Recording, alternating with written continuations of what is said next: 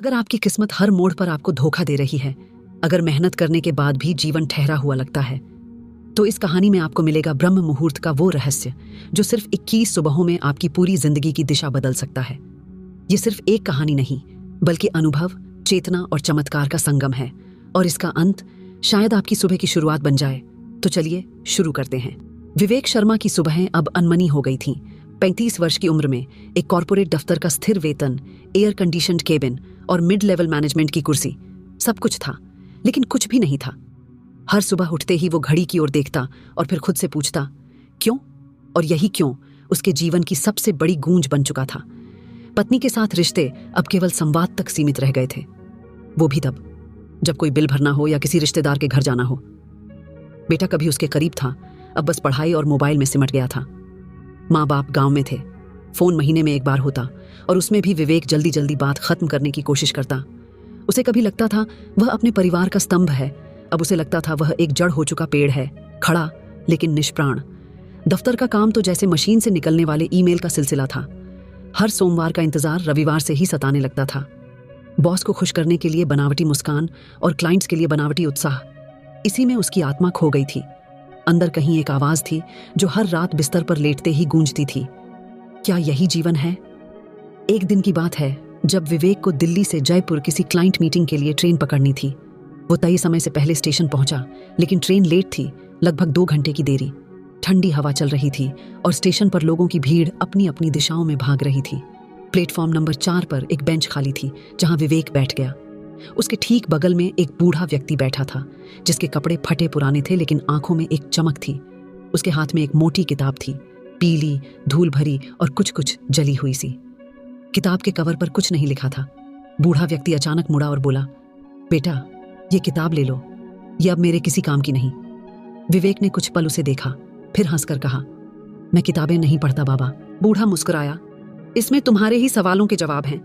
अगर अब नहीं पढ़ोगे तो जिंदगी बार बार यही चक्कर लगवाएगी।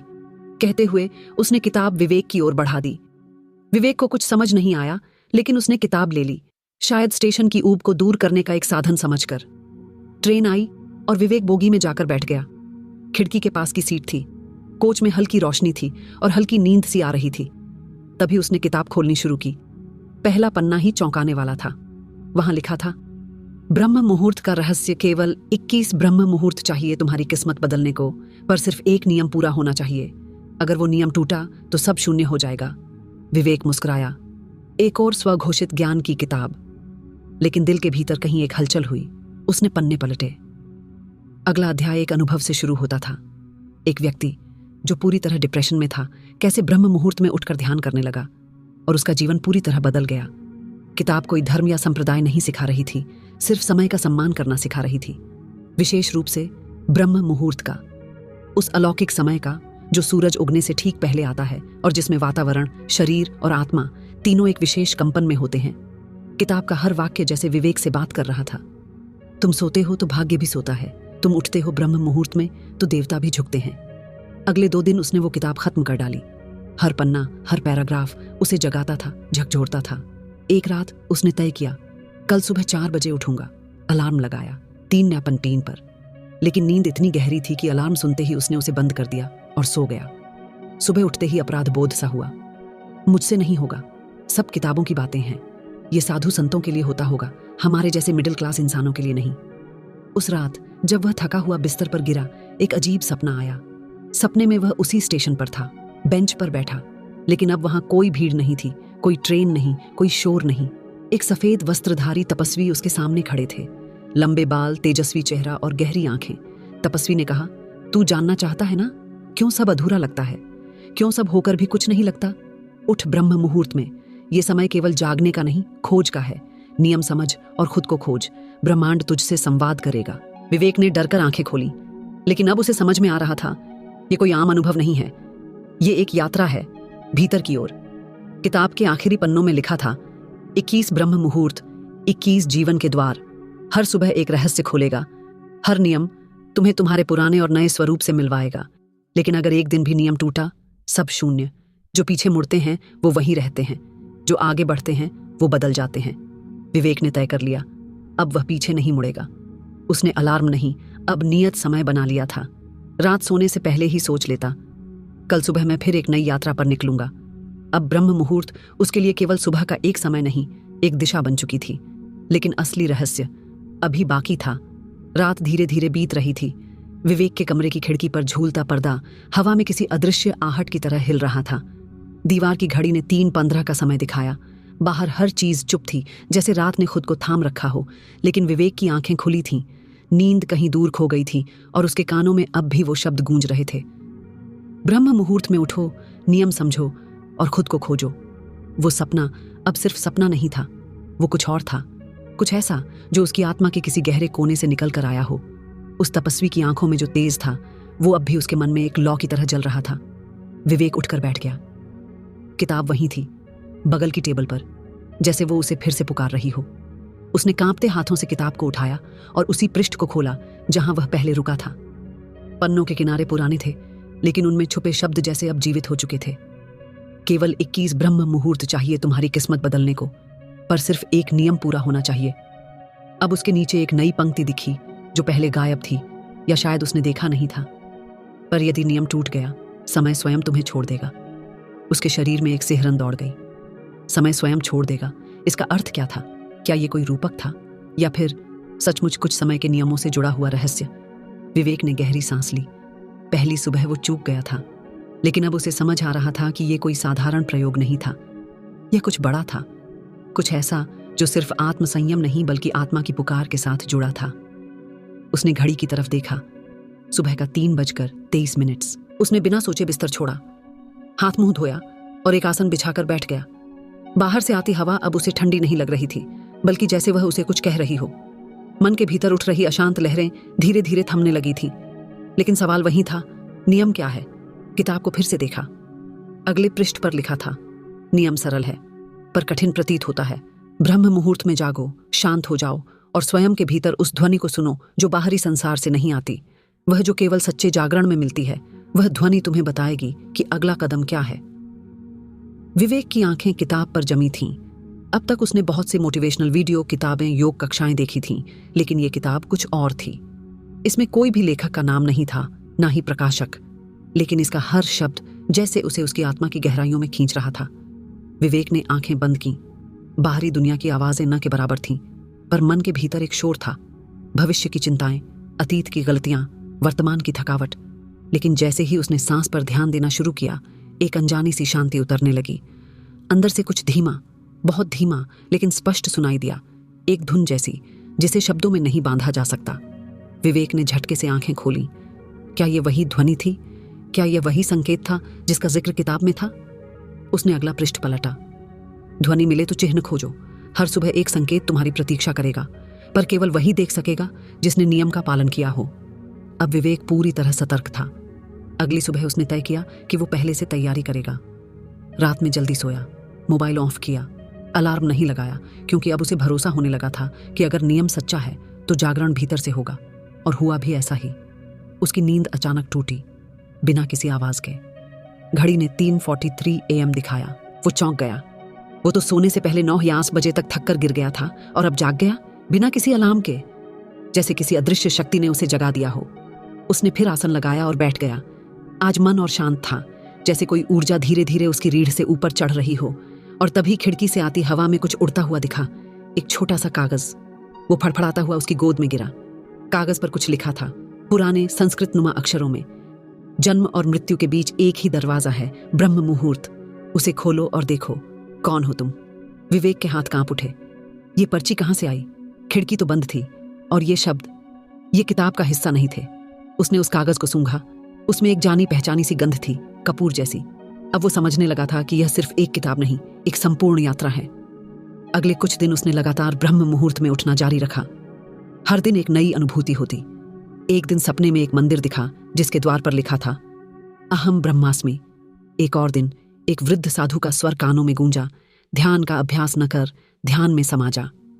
फिर एक सुबह किताब के भीतर का एक पन्ना अचानक गिर गया। उसमें कुछ संकेत लिखे थे, एक चक्र, कुछ अंकों की श्रृंखला और एक शब्द, कालगणना। विवेक ने कभी इस शब्द को गहराई से नहीं सोचा था, लेकिन अब जैसे सब कुछ उसी से जुड़ा लग रहा था। उसने अगली रात उस शब्द के बारे में इंटरनेट पर ढूंढा। बहुत कुछ मिला, पर मन को संतुष्टि नहीं हुई। उसने किताब को फिर टटोला, शायद कुछ और पन्ने खुले, और तभी किताब के पिछले हिस्से से एक नया अध्याय निकला जो पहले नहीं दिख रहा था। उसका नाम था काल की रेखा में छुपा ब्रह्म मंत्र। इस अध्याय में एक चार्ट बना हुआ था। 3:40 से 4:10 के बीच के समय को काल अवरोह कहा गया था, यानी जब आत्मा सबसे निकट होती है अपनी वास्तविक सत्ता के। और वहीं नीचे लिखा था, इस काल अवरोह के भीतर जो प्रश्न पूछे जाते हैं उनका उत्तर स्वयं काल देता है, पर ध्यान रहे केवल वही प्रश्न पूछना जिनका उत्तर जानने की क्षमता हो। अब बात और भी गंभीर हो चली थी। विवेक की सांसें तेज हो गईं। उसे लगा जैसे वह किसी दिव्य रहस्य के केंद्र में खड़ा है। और उस रात उसने पहली बार एक प्रश्न पूछा, मैं कौन हूं? उसने आंखें बंद की और उस चक्र पर ध्यान केंद्रित किया जो उस पन्ने में बना था।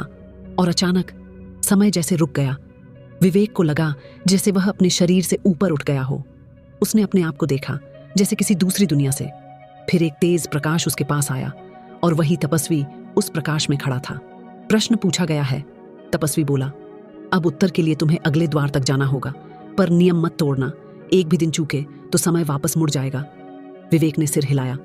तपस्वी ने एक आखिरी बात कही, अब कालगणना को समझो, क्योंकि ब्रह्म मुहूर्त सिर्फ जागने का नहीं, काल से मिलने का समय है। प्रकाश फिर से सिमट गया। विवेक की आंखें खुली। वो अब भी आसन पर बैठा था, पर जैसे वह कुछ और बन चुका था। अब वह तैयार था अगले द्वार के लिए। विवेक को अब समय की धड़कनें सुनाई देने लगी थीं। पिछली रात जब उसने अपने अस्तित्व से वह प्रश्न पूछा, मैं कौन हूं? और जब वह उज्ज्वल तपस्वी पुनः उसके समक्ष प्रकट हुआ, तब से उसके भीतर जैसे एक नया द्वार खुल गया था।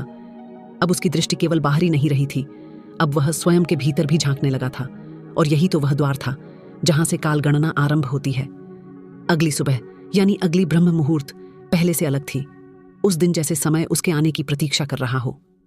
कमरे में सब कुछ वैसा ही था, वो पुराना आसन, वो किताब, वो मध्यम रोशनी, लेकिन आज दीवार की घड़ी की सुई धीमी चल रही थी। उसे लगा जैसे हर सेकंड को खींचा जा रहा हो, जैसे किसी अनदेखी शक्ति ने समय को ठहरा दिया हो। विवेक बैठा, आंखें बंद की और उस चक्र पर ध्यान केंद्रित किया जो किताब के पिछले अध्याय में बना था, जिसे काल अवरोह चक्र कहा गया था। जैसे ही उसने उस चित्र पर ध्यान केंद्रित किया, एक भयंकर कंपन पूरे कमरे में फैल गया। न जमीन हिली, न दीवारें कांपी, पर उसकी आत्मा जैसे कंपित हुई। अचानक उसने खुद को किसी अजीब से स्थान पर खड़ा पाया। वह कोई मंदिर नहीं था, ना ही कोई स्वप्न।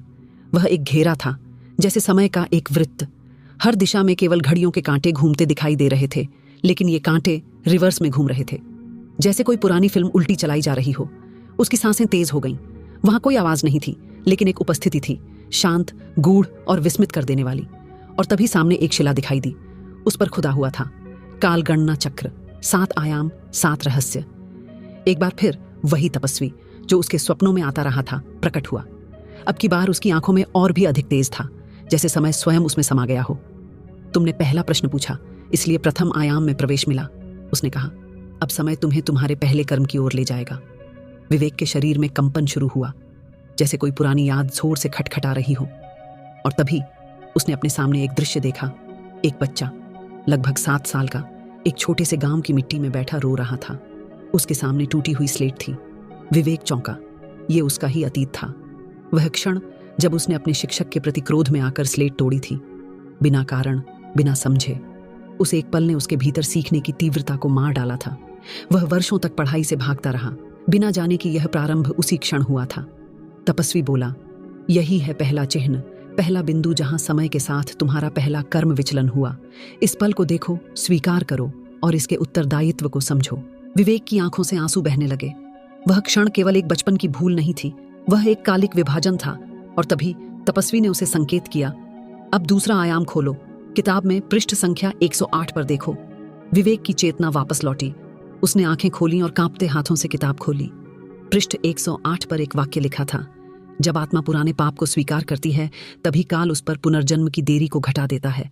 उस वाक्य के नीचे एक चक्र बना था। वह 7 रंगों में विभाजित था, नीला, पीला, लाल, हरा, सलेटी, श्वेत और एक रंग जो वर्णनातीत था।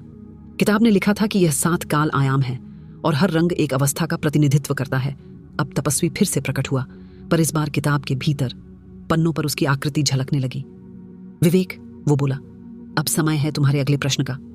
विवेक ने हिम्मत करके पूछा, मेरे जीवन में जो दुख आए, क्या वे मेरे ही कर्मों के परिणाम थे? एक क्षण के लिए सब कुछ शांत हो गया। फिर किताब का पृष्ठ खुद पलटने लगा। एक के बाद एक दृश्य सामने आने लगे। एक बूढ़ा व्यक्ति जो सड़क किनारे गिर पड़ा था और विवेक ने उसे अनदेखा कर दिया था। एक दोस्त जिसने मदद मांगी थी और विवेक ने अपने व्यस्त जीवन के कारण मना कर दिया था। और फिर एक प्रेमिका जो उसकी सच्चाई की तलाश में थी, पर विवेक ने अपनी असुरक्षा के चलते उससे झूठ कहा था। तपस्वी बोला, हर अनदेखा हाथ, हर अधूरी बात, हर झूठा संकल्प समय में अंकित हो जाता है। ब्रह्म मुहूर्त में जब आत्मा इन पापों को स्वीकार करती है, तब वही ब्रह्मिक ऊर्जा उन्हें काट सकती है, लेकिन एक शर्त पर। विवेक ने पूछा, क्या शर्त है? तपस्वी की आंखें स्थिर हो गईं। शर्त यह है, हर ब्रह्म मुहूर्त में तुम एक नई कार्मिक प्रतिज्ञा करोगे।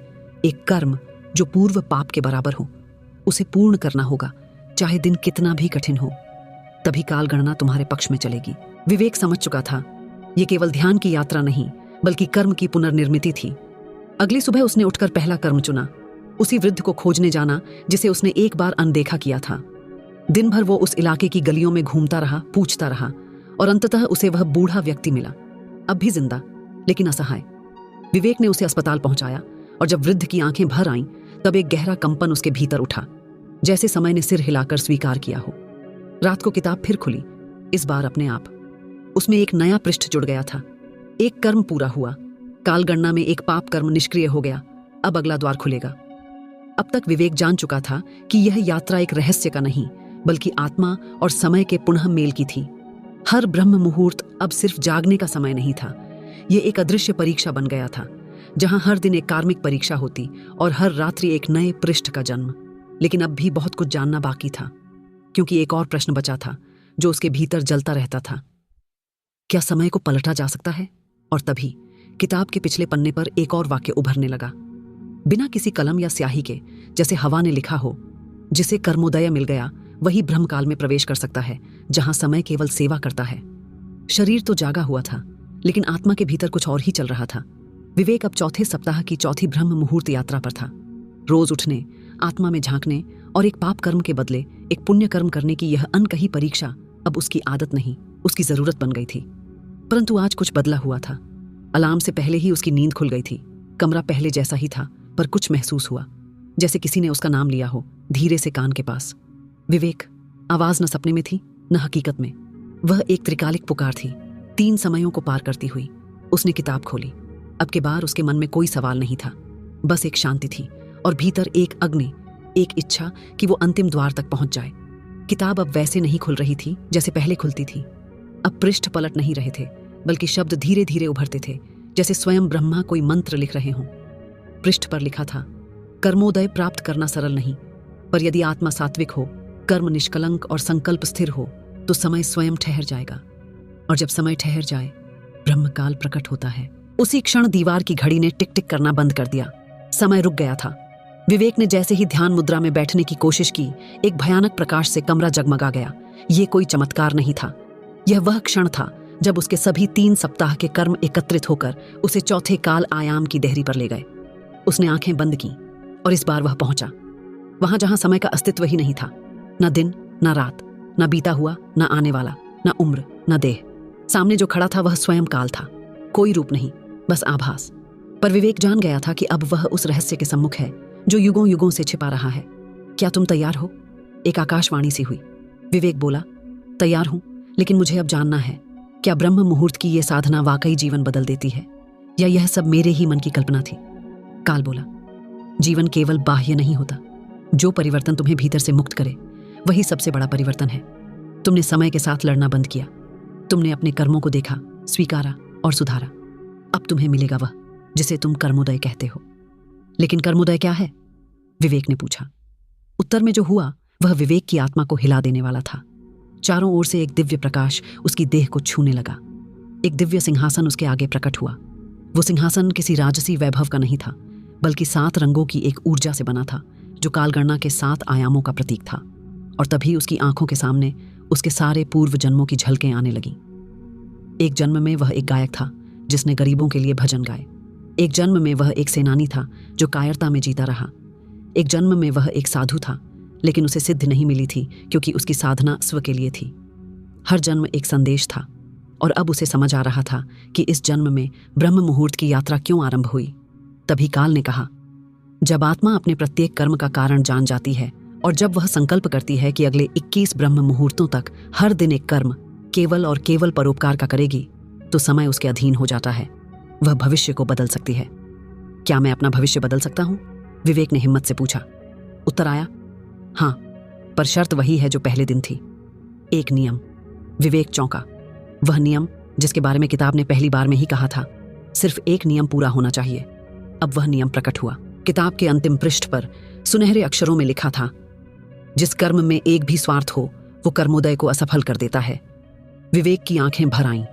अब तक के हर कर्म को उसने मन ही मन दोहराया। क्या कहीं स्वार्थ छिपा था? क्या वह सब कुछ केवल अपनी शांति के लिए कर रहा था, या किसी अदृश्य शक्ति से पुरस्कार पाने के लिए? किताब अब पूरी तरह खुल चुकी थी।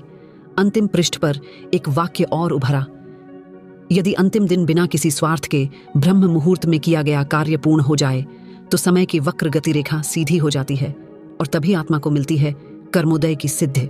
विवेक उठ खड़ा हुआ। अंतिम ब्रह्म मुहूर्त आ चुका था। अब उसे कर्म करना था, बिना किसी अपेक्षा के, बिना किसी परिणाम की चिंता के, पूर्ण समर्पण से। उस दिन सुबह 3:56 पर वह स्टेशन पहुंचा। वही स्टेशन जहां पहली बार उसे वह रहस्यमयी किताब मिली थी। एक बूढ़ा व्यक्ति अकेला बैठा था, भूखा, कांपता हुआ। विवेक चुपचाप उसके पास बैठा। कुछ नहीं पूछा, कुछ नहीं कहा। अपना जैकेट उतारकर उसके कंधों पर डाला और पास की दुकान से खाना लाकर धीरे धीरे उसे खिलाया। बूढ़े की आंखें भर आईं। विवेक कुछ नहीं बोला, कोई नाम नहीं पूछा, कोई आभार नहीं लिया। और जब सूरज की पहली किरण आई, उस बूढ़े ने धीरे से उसका हाथ थामा और कहा, तुमने आज मुझे भोजन नहीं, सम्मान दिया है। और बस उसी क्षण जैसे किसी अदृश्य द्वार ने खुलने की आवाज की। विवेक ने महसूस किया, समय रुक गया। सामने वही तपस्वी प्रकट हुआ, अब अंतिम रूप में। वह अब कोई छाया नहीं था, वह स्वयं विवेक था, उसका उच्चतम रूप, ब्रह्मिक चेतना में स्थित, पूर्ण रूप से मुक्त। अब तुम समय से बंधे नहीं हो, उसने कहा। अब तुम कर्मोदय से बंधे हो, जहां हर कर्म एक मंत्र बन गया है और हर ब्रह्म मुहूर्त एक ब्रह्म द्वार। और अंत में किताब के अंतिम पृष्ठ पर जो शब्द उभरे वो युगों तक उसकी आत्मा में गूंजते रहेंगे। जिसने ब्रह्म मुहूर्त में एक भी स्वार्थहीन कर्म कर लिया, उसने अपने 100 पापों का द्वार बंद कर दिया। जिसने 21 ऐसे कर्म किए, उसने ब्रह्म के समय को जगा दिया। और जिसने उसे जगा दिया, वह अब ब्रह्म से दूर नहीं, ब्रह्म का ही एक रूप है। कहानी समाप्त नहीं हुई थी। अब विवेक की यात्रा शुरू हुई थी, एक ऐसे युग में जहां समय की धारा उल्टी नहीं, उसके साथ बह रही थी। यदि इस कहानी ने आपकी आत्मा को छुआ तो इसे शेयर कीजिए, मन में उतारिए और अपने जीवन के अगले ब्रह्म मुहूर्त को यूं ही व्यर्थ ना जाने दीजिए, क्योंकि क्या पता अगली सुबह कोई तपस्वी आपके ही द्वार पर दस्तक दे। अगर इस कहानी ने आपकी आत्मा को छुआ हो, एक नई सुबह की प्रेरणा दी हो, तो लाइक जरूर करें ताकि यह ऊर्जा औरों तक भी पहुंचे। कमेंट करके बताएं किस मोड़ पर आपको सबसे गहरा एहसास हुआ, और सब्सक्राइब जरूर करें क्योंकि अगली कहानी शायद आपकी जिंदगी की अगली